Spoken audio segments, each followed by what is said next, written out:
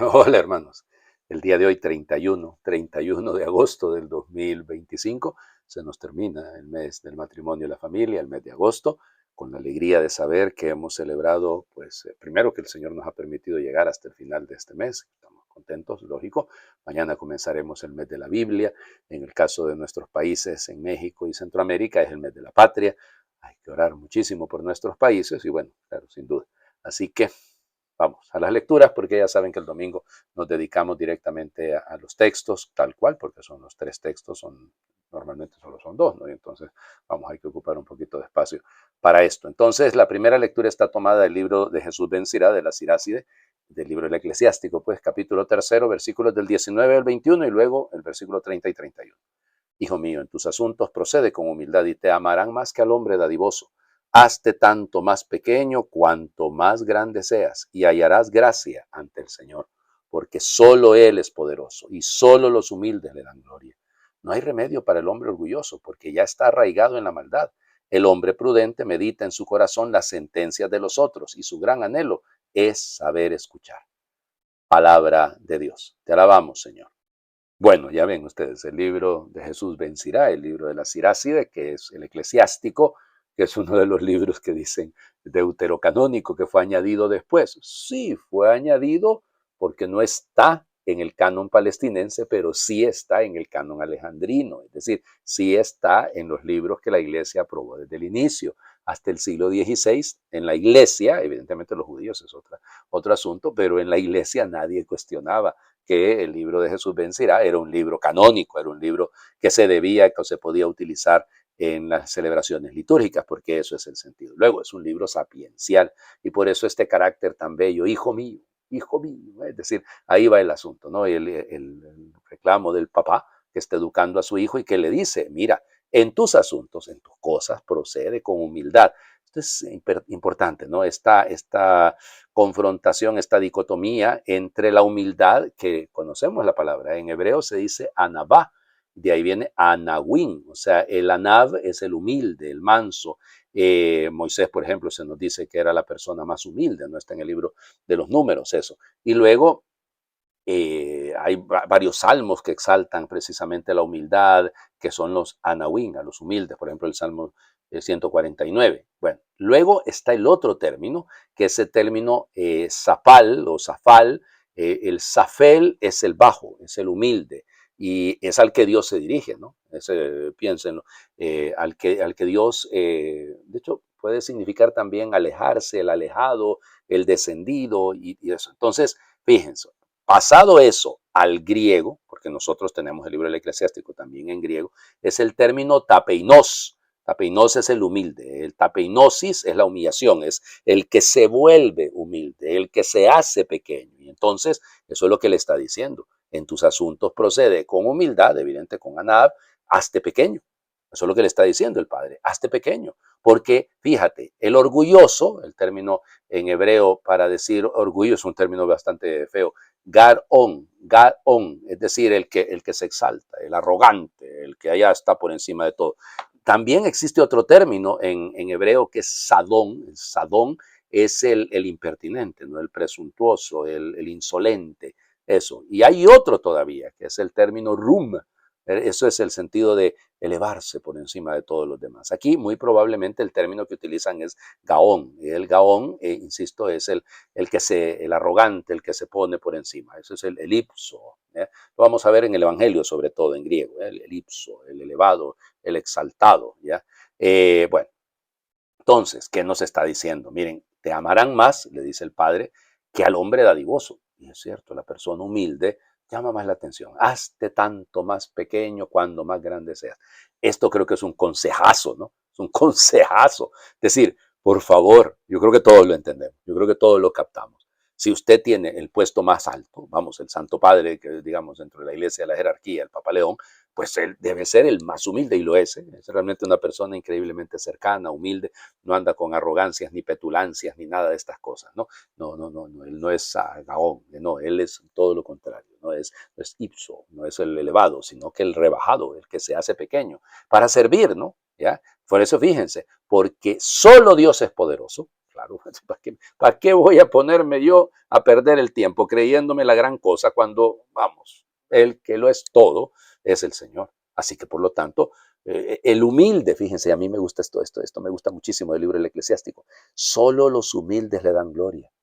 Claro, porque el soberbio se endiosa a sí mismo, se eleva a sí mismo. Es por eso la petulancia, ¿no? La insolencia, la arrogancia.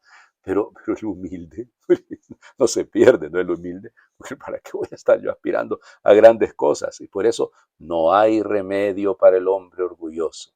Bueno, es fuerte esto, ¿no? Ya porque ya está corrupto, ya está arraigado en la maldad. ¿Se acuerdan que hablamos de eso esta semana? Mientras que el hombre prudente, aquí, fíjense, humilde, prudente, como los hace encajar el autor, ¿no? Dice, medita en su corazón las sentencias de los otros y su gran anhelo es saber escuchar. Wow, perdónenme, pero es cierto. Vamos, una persona humilde escucha. El soberbio calla a los demás. El soberbio no deja que el otro hable. El soberbio, él tiene la razón, él conoce todo, él sabe todo lo sabe. Qué gran virtud es saber escuchar. De hecho, es la virtud del humilde, es la virtud del que está dispuesto a servir. Terminamos de leer hoy, pues evidentemente vamos a seguirlo leyendo, digo, en otro momento, pero la carta a los hebreos en el pedazo que nos ha correspondido este año. Entonces leemos Hebreos capítulo 12, versículos del 18 al 19 y luego del 22 al 24. Hermanos, cuando ustedes se acercaron a Dios, no encontraron nada material como en el Sinaí, ni fuego ardiente, ni oscuridad, ni tinieblas, ni huracán, ni estruendo de trompetas, ni palabras pronunciadas por aquella voz que los israelitas no querían volver a oír nunca.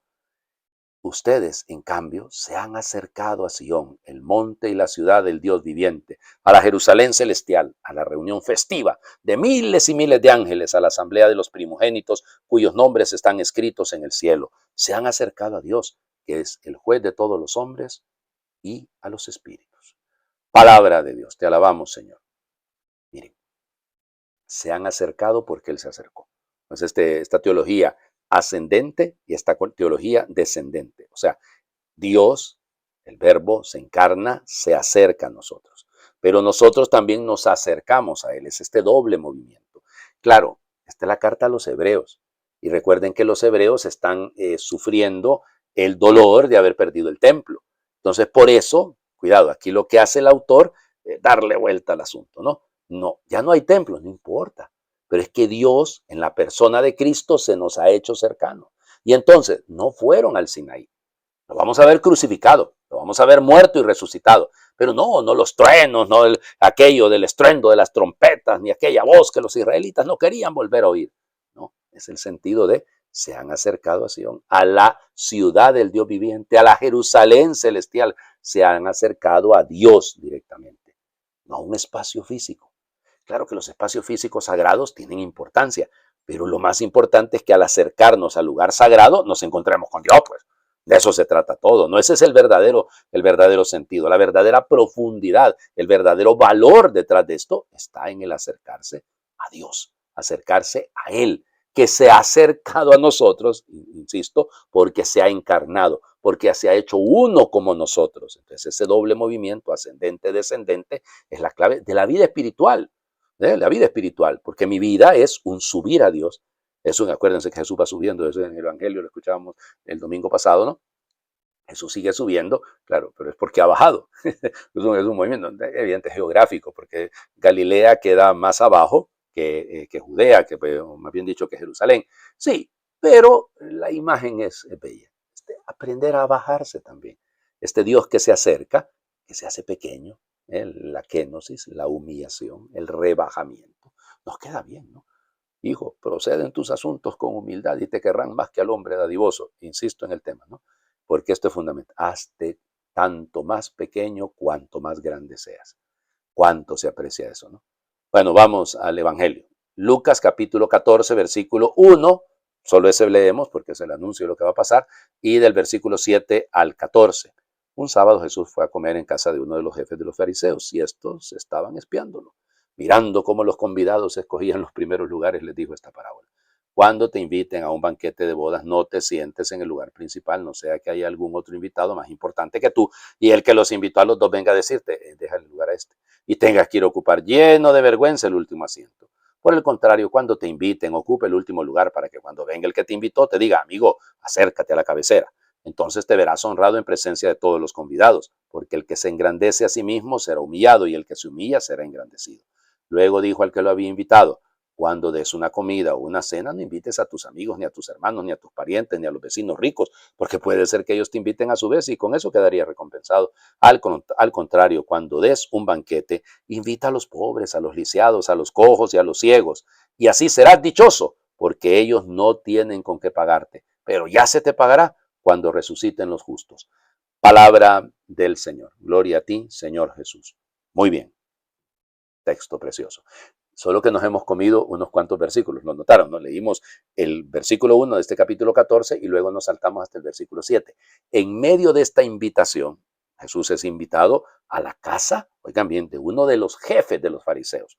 No es cualquiera el que lo invitó, perdónenme pero que lo diga, no, es una persona importante, es uno de los jefes de los fariseos. O sea, estamos ante una persona, vamos, llamémosle, yo no sé cómo llamarle, porque el texto aquí a lo que se refiere es a una persona de mucho peso, a uno de los principales, a uno de los arcontes, uno de los que vale mucho. Y entonces, claro, Jesús va a comer fue a comer a la casa de Zaqueo, fue a comer a la casa de Mateo, de Leví, va a comer a la casa de los fariseos. Acuérdense que en el Evangelio de Lucas es en el Evangelio donde más aparece Jesús comiendo.